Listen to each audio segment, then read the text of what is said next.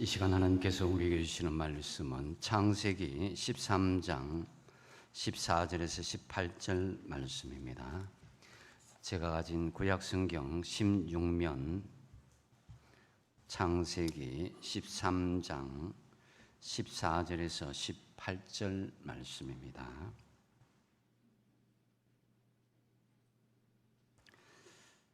다 찾으신 줄 알고 제가 봉독합니다. 롯이 아브람을 떠난 후에 여호와께서 아브람에게 이르시되 너는 눈을 들어 너 있는 곳에서 북쪽과 남쪽 그리고 동쪽과 서쪽을 바라보라. 보이는 땅을 내가 너와 네 자손에게 주리니 영원히 이르리라. 내가 네 자손이 땅의 티끌 같게 하리니 사람이 땅의 티끌을 능히 세울 수 있을진데 네 자손도 세리라. 너는 일어나 그 땅을 종과 횡으로 두루 다녀보라. 내가 그것을 내게 주리라. 이에 아브람이 장막을 옮겨 헤브론에 있는 마므레 상수리 수풀에 이르러 거주하며 거기서 여호와를 위하여 제단을 쌓았더라. 아멘.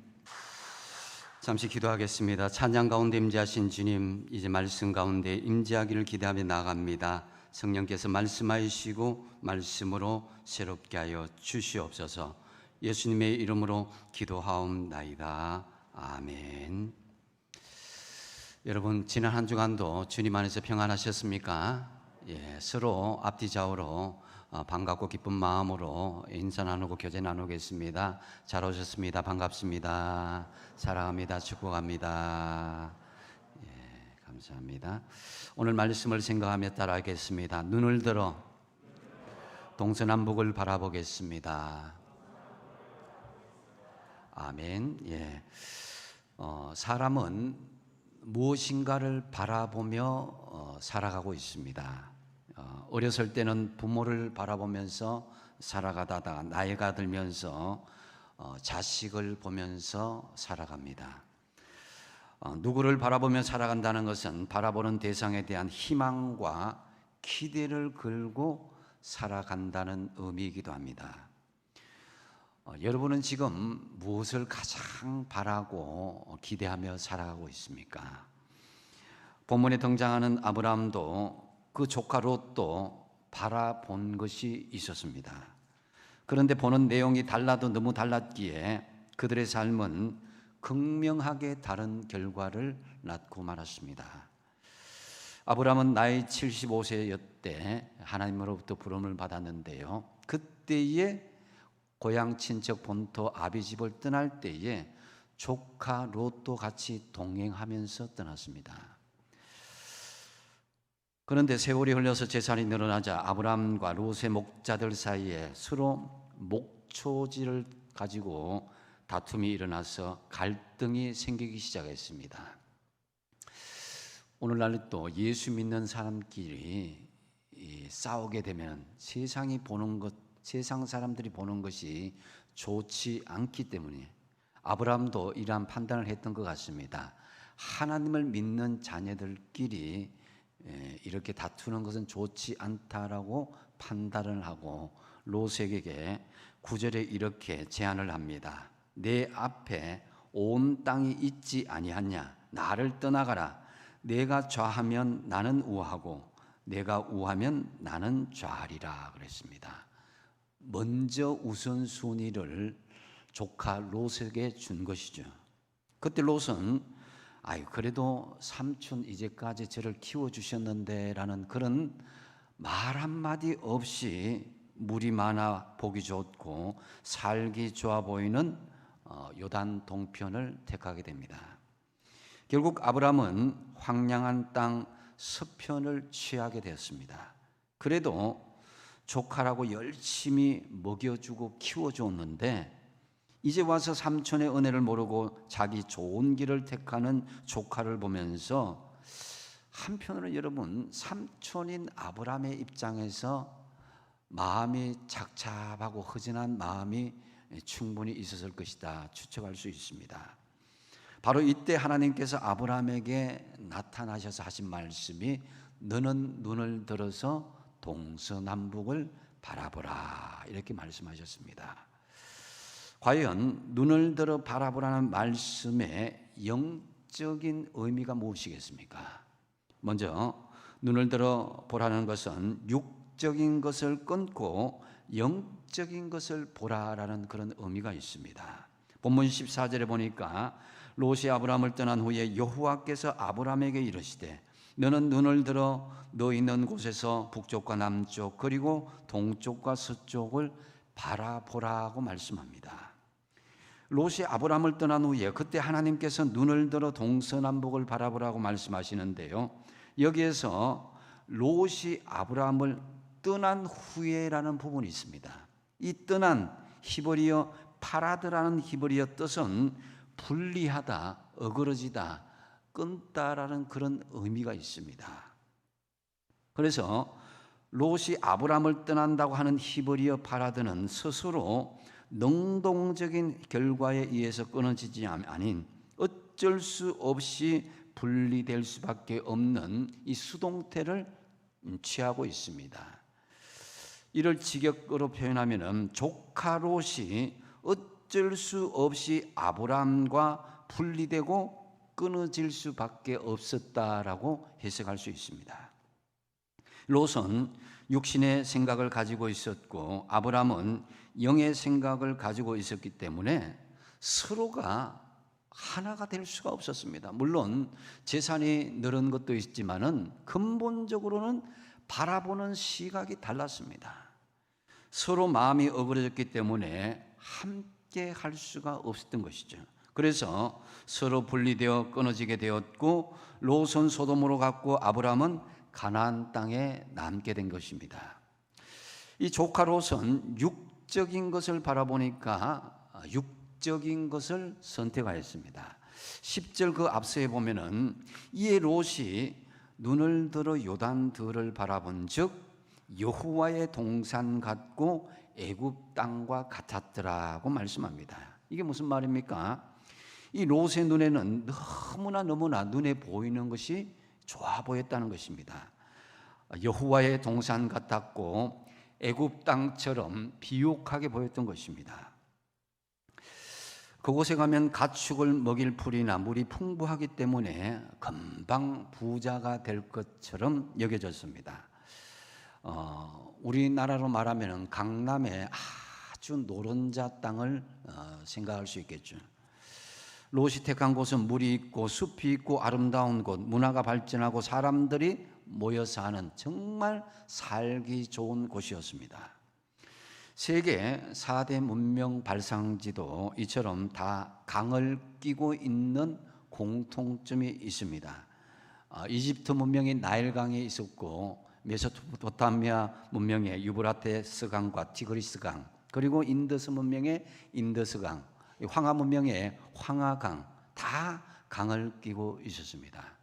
오늘날 도시도 보면은 주요 도시들이 다 강과 숲을 끼고 있는 것을 볼 수가 있습니다. 영국의 템즈, 파리의 세너강, 뉴욕의 허드슨강, 우리나라의 수도인 서울에도 한강이 있고 우리 울산에도 태화강이 있습니다. 역시 롯의 눈에도 그런 것이 아주 좋아 보였던 것 같습니다. 물론 이런 것들이 잘못된 것은 아니었습니다. 문제는 그 앞에 13절에 보면 그 땅에 대한 하나님의 생각이 기록되어져 있습니다. 소돔 사람은 여호와 앞에 악하며 큰 죄인이었더라고 기록하고 있습니다. 바로 이 문제입니다. 하나님은 그 땅을 악한 땅, 멸망받을 땅이라는 것입니다. 하나님 앞에 큰 죄인이라는 말은 하나님을 모르고 하나님을 배반하는 사람들이다라는 뜻입니다. 중요한 것은 소돔성이 멸망한 것이 물이 없어서나 문화가 발달하지 못해서가 멸망한 것이 아니라는 것입니다. 그곳 사람들이 하나님께 악하였기 때문이라는 것입니다.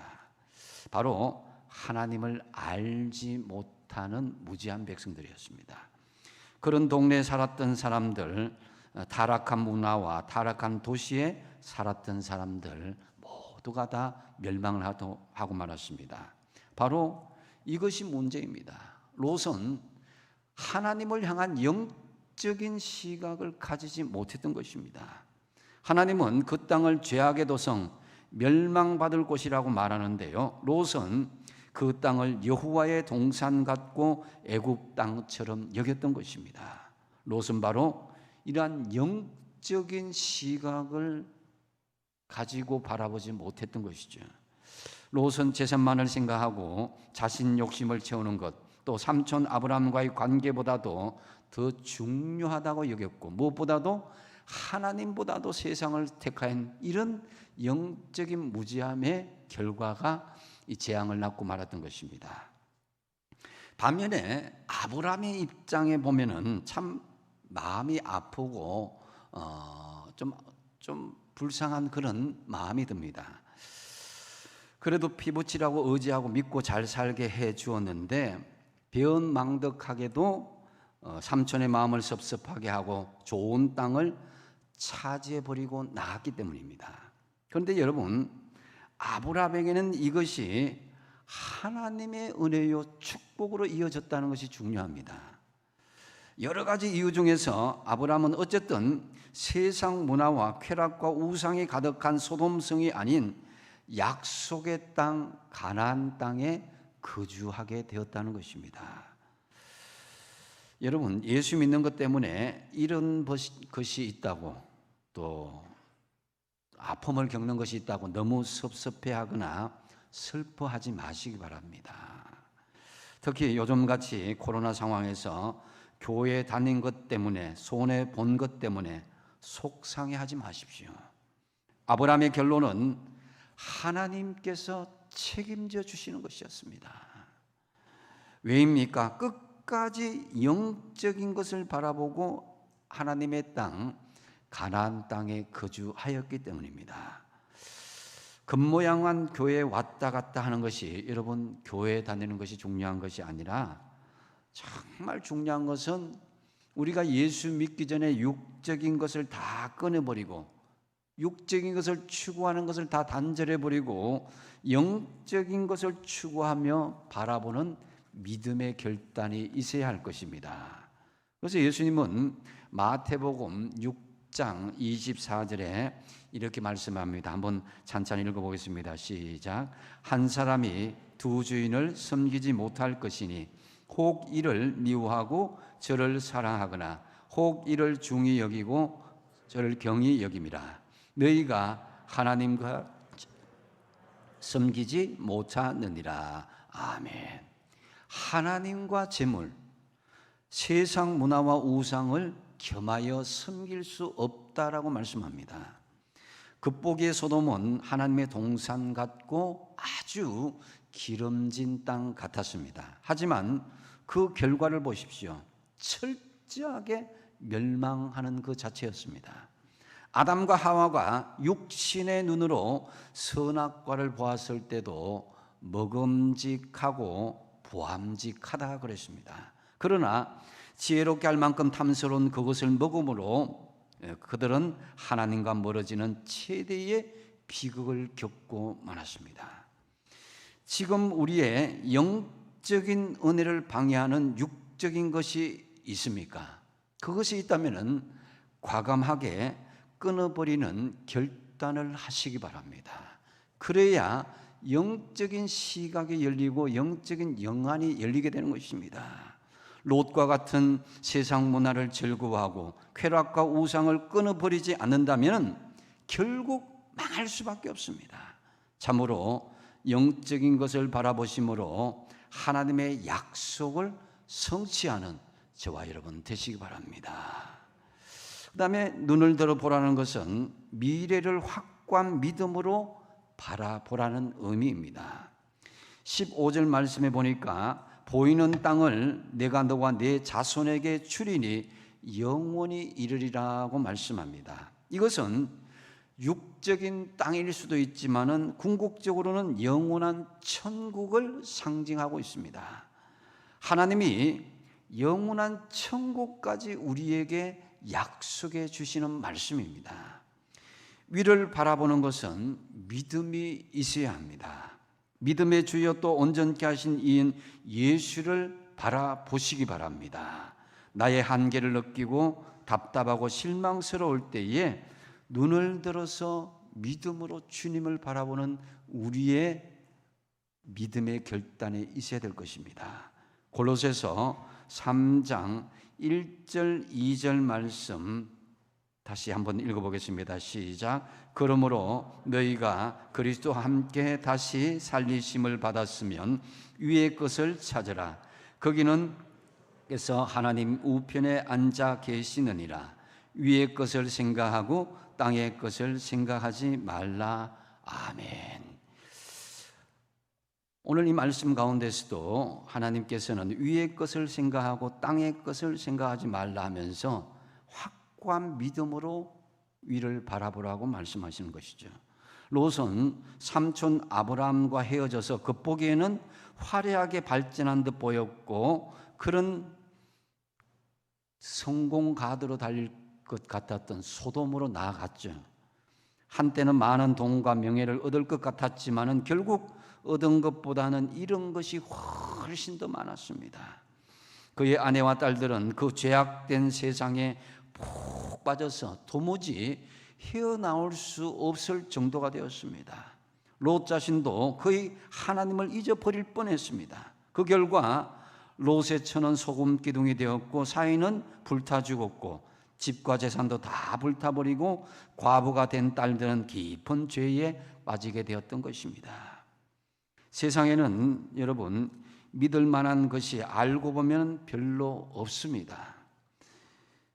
우리가 힘들 때 붙들어주고 외로울 때 곁에 있어줄 사람 참으로 많이 있을 것 같지만 내가 잘 나갈 때는 모르는데 내가 힘들고 어렵고 아무것도 없을 때에 나에게 위로가 되고 나에게 힘이 될 사람이 별로 없습니다.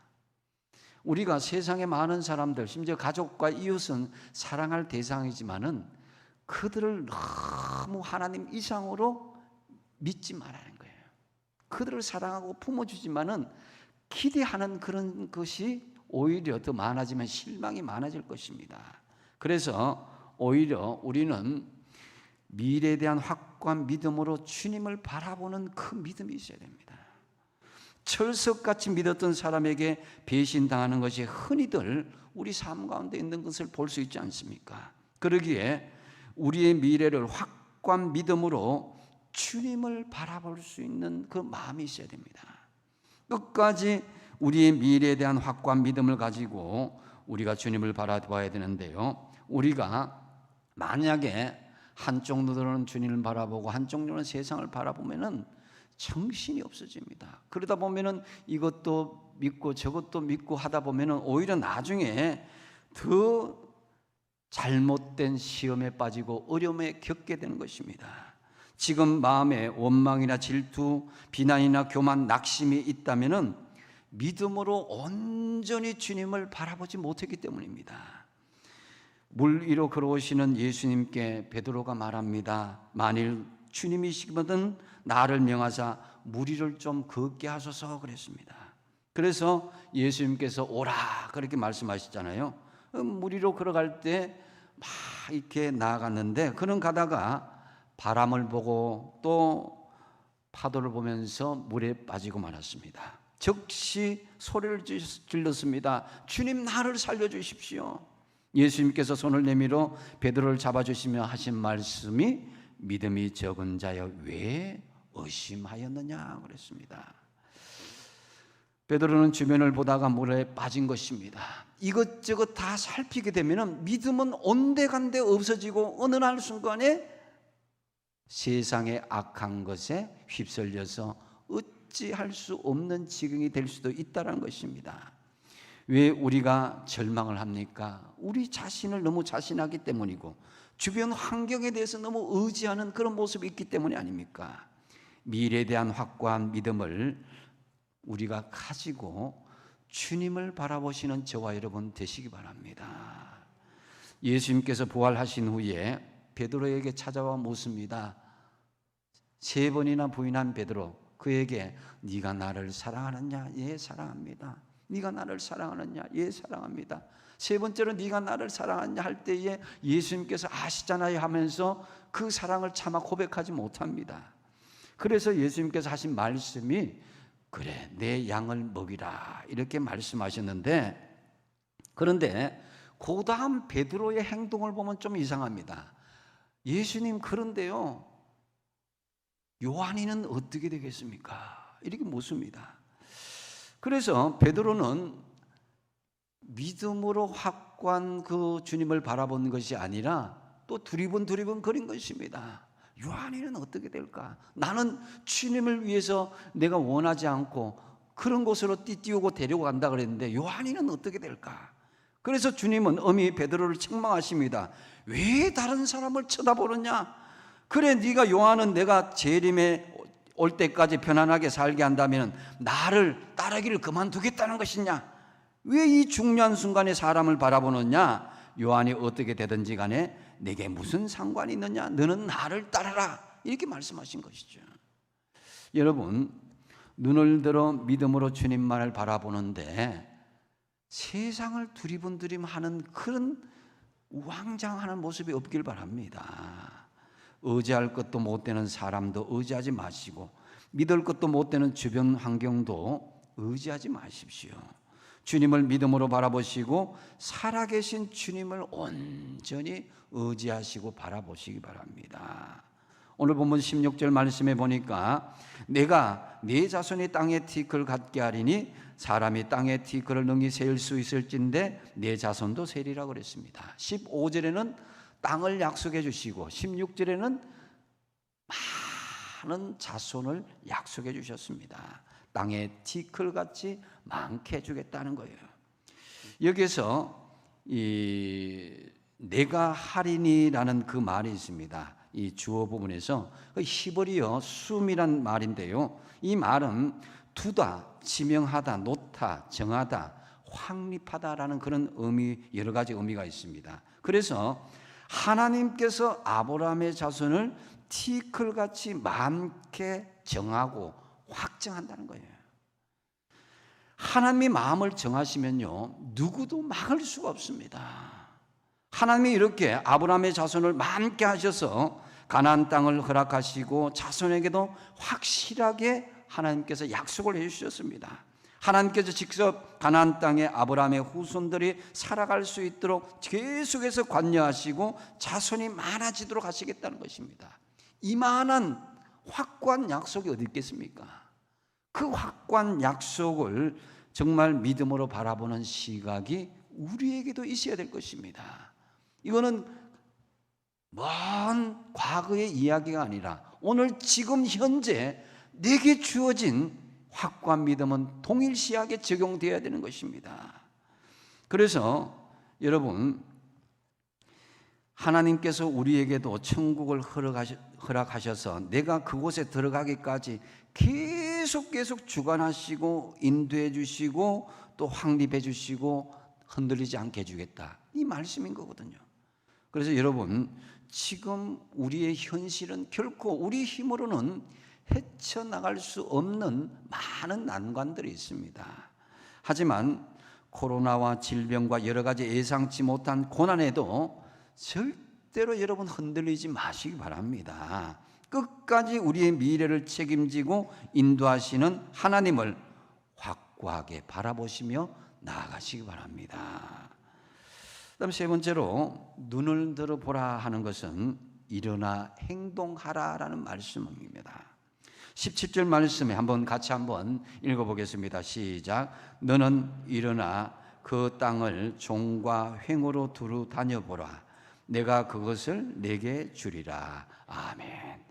너는 일어나, 이 말씀은 더 이상 아픔과 상실의 자리에 주저앉아 있지 말고 일어나 행동하라고 촉구하시는 말씀입니다. 일어나, 이 히브리어 쿰이란 말은요, 자리를 박차고 일어나다, 공고히 하다, 착수하다라는 그런 의미인데요, 이는 어떤 목표와 성취를 위해서 결연히 자리를 박차고 일어서는 것을 말합니다. 성경에서 하나님은 중요한 시점이 있을 때마다 일어나라는 말씀을 반복하고 있음을 볼 수가 있습니다. 창세기 35장 1절 말씀에도 야곱이 형 에서에 쫓겨 있고 여러 가지 난관에 봉착했을 때에 하시는 말씀인데요, 하나님이 야곱에게 이르시되 일어나 베델로 올라가서 거기 거주하며 내가 내 형 에서의 낯을 피하여 도망하던 때에 내게 나타났던 하나님께 거기서 제단을 쌓으라 하신지라 그랬습니다. 두려워하지 말고 도망하지 말고 지금 일어나서 베델로 올라가서 제단을 쌓으라. 그 제단이 베델, 하나님과의 첫사랑의 관계를 가졌던 그 뜨거운 은혜의 관계를 다시 회복하라. 지금 주저앉아 있지 말라는 말씀이죠. 여호수아서 1장 2절에서도 이렇게 말씀하십니다. 네 종 모세가 죽었으니 너는 이제 이 모든 백성과 더불어 일어나 이 요단을 건너 내가 그들 곧 이스라엘 자손에게 주는 그 땅으로 가라 그랬습니다. 자기가 평생 믿었던 모세가, 그 지도자 모세가 갑자기 죽었습니다. 죽고 난 뒤에 절망하고 있는 여호수아에게 그 땅으로 가라, 일어나라, 행동하라고 말씀하시는 것입니다. 우리는 지금 여러 가지 상황으로 주저앉아 있을 상황들이 참 많이 있잖아요. 이런 상황에서 하나님께서는 지금 네 뭐 하고 있느냐, 일어나라, 가라고 말씀하십니다. 본문에서도 종과 행거로 두루다니는 결과가 있는데요, 그것을 내게 주리라고 그랬습니다. 여호수아에게는 발바닥으로 밟는 곳을 모두 주겠다고 그랬고요, 많은 경우에 그렇게 하나님께서 일어나라고 하는데 정작 많은 사람들이 일어나는 것을 두려워하고 있습니다. 그래서 하나님께서 좀 더 분명히 종과 행으로 다니라 그랬습니다. 발바닥으로 밟는 곳은 모두 주겠다고 했는데 이것은 열심을 가지고 하나님이 약속하신 그것을 향해서 일어나 행동하라는 말씀인 것이죠. 자, 우리의 경우는 어떻습니까? 하나님, 코로나입니다. 하나님, 먹고 사는 거 바쁩니다. 하나님, 시집 장가 가야 합니다. 하나님, 사랑하는 사람이 떠났습니다. 혹 여러 가지 절망적인 상황 가운데 우리가 주저앉아 있지는 않습니까? 주님께서 말씀하십니다. 너는 일어나 두루 다녀보라, 일어나 행동하라고 말씀하시는 거예요. 왜 코로나를 주셨겠습니까? 역설적으로 보면은 일어나라는 것입니다. 행동하라는 것입니다. 왜 물질의 문제, 자녀의 문제를 주셨겠습니까? 이제 그만 방황하고 일어나라는 하나님의 말씀입니다. 행동하라는 것입니다. 왜 예상치 못한 어려운 문제가 우리에게 닥친 것입니까? 이제 믿음을 가지고 일어나 행동하라는 것입니다. 지금 우리에게 주어진 여러 가지 환경들은 우연히 주어진 것이 아닙니다. 누구의 잘못이라기보다도 이 세상 우주 만물을 주관하시는 하나님의 계획하심이 있다는 이 믿음이 있어야 됩니다. 그러면은 하나님께서 이 환경을 자극하시고 또 건드리고 계신다는 이 생각을 가지고 있다면은 우리는 주저앉아 있어서는 안 됩니다. 일어나서 행동하시는 저와 여러분 되시기 바랍니다. 어떤 자극에도 움직이지 않거나 태도의 변화가 없는 하나님은 사대 교회에게 이렇게 말씀합니다. 요한계시록 3장 1절 하반절에 내가 내 행위를 아노니 내가 살았다는 이름을 가졌으나 죽은 자로다 그랬습니다. 살아있었다는 이름은 가졌지만은 죽은 자처럼 있지 말라는 것입니다. 지금 일어나 행동하라는 것입니다. 여기서 두루 다녀보라, 오늘 말씀에 이 히브리어 할라크라는 말은 걷다, 행동하다, 동행하다라는 말씀입니다. 하나님께서 아브라함에게 너는 일어나 하나님이 주신 땅을 종과 행으로 걸어보라는 이 말씀 속에는 아브라함만 혼자 걸어가는 것이 아니라 하나님께서 함께 동행하여서 걷겠다는 의미가 포함되어 있다는 것입니다. 우리 혼자 외롭게 걸어가는 길이 아닙니다. 아브라함이 일어나서 가나안 땅을 종과 행으로 걷는 행동을 할 때에 하나님께서 함께 하시고 그 땅을 허락해 주시겠다는 거예요. 여러분, 말씀을 듣고 우리가 어떤 꿈을 가지고 비전을 세우는 것보다 더 중요한 것은 결정적으로 일어나 행동하는 것입니다. 세상 끝날까지 주님께서 우리와 함께 하시겠다고 약속하셨습니다. 지금 일어나 행동하실 때에 전화 이복의 역사, 합력하여 선을 이루는 역사를 체험하시기 바랍니다. 이제 말씀을 정리합니다. 우리는 이제 눈을 들어 바라보는 영안이 열려야 합니다. 오늘 보면 앞서 14절에 바라보라 하는 이 말씀을 영어로 보면 look이라는 말로 기록되어 있습니다. 성경에는 보다라는 말이 see나 look으로 이렇게 말할 수 있는데요. see는 그냥 보이는 것, 보이는 대로 보는 것을 뜻하지만은 look은 무슨 목적을 가지고 보는 것, 의미를 가지고 보는 것, 자기가 특별하게 찾으려고 하기 위해서 보는 것을 look이라고 그럽니다. 믿음의 사람은 그냥 보이는 대로 또 보이는 것대로 보는 사람들이 아닙니다. 이제 여러분은 동서남북을 하나님이 주신 비전과 꿈과 목적을 가지고 바라볼 수 있어야 됩니다. 여러분의 동서남북을 잘 바라보십시오. 하나님께서 예비하신 보석과도 같은 그런 은밀한 역사들, 계획하심이 숨겨져 있다는 것을 아실 것입니다. 오늘 본문 18절에 보니까 이에 아브라함이 장막을 옮겨 헤브론에 있는 마므레 상수리 수풀에 이르러 거주하며 거기서 여호와를 위하여 제단을 쌓았더라 그랬습니다. 여기서 등장하는 헤브론이라는 그 히브리 뜻은 동맹, 연합 이런 뜻입니다. 헤브론은 바로 주님과 연합을 상징하는 장소인데요. 어떻게요? 바로 제단을 쌓았더라 그랬습니다. 예배를 통해서 하나님과 온전히 연합하는 역사가 이제 일어나야 되는 거예요.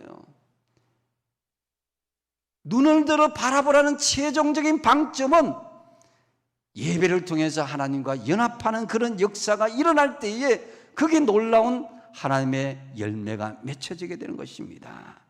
그래서 로마서 12장 1절 2절 말씀을 같이 한번 읽어보겠습니다. 시작. 그러므로 형제들아 내가 하나님의 모든 자비하심으로 너희를 구원하노니 너희 몸을 하나님이 기뻐하시는 거룩한 산 제물로 드리라.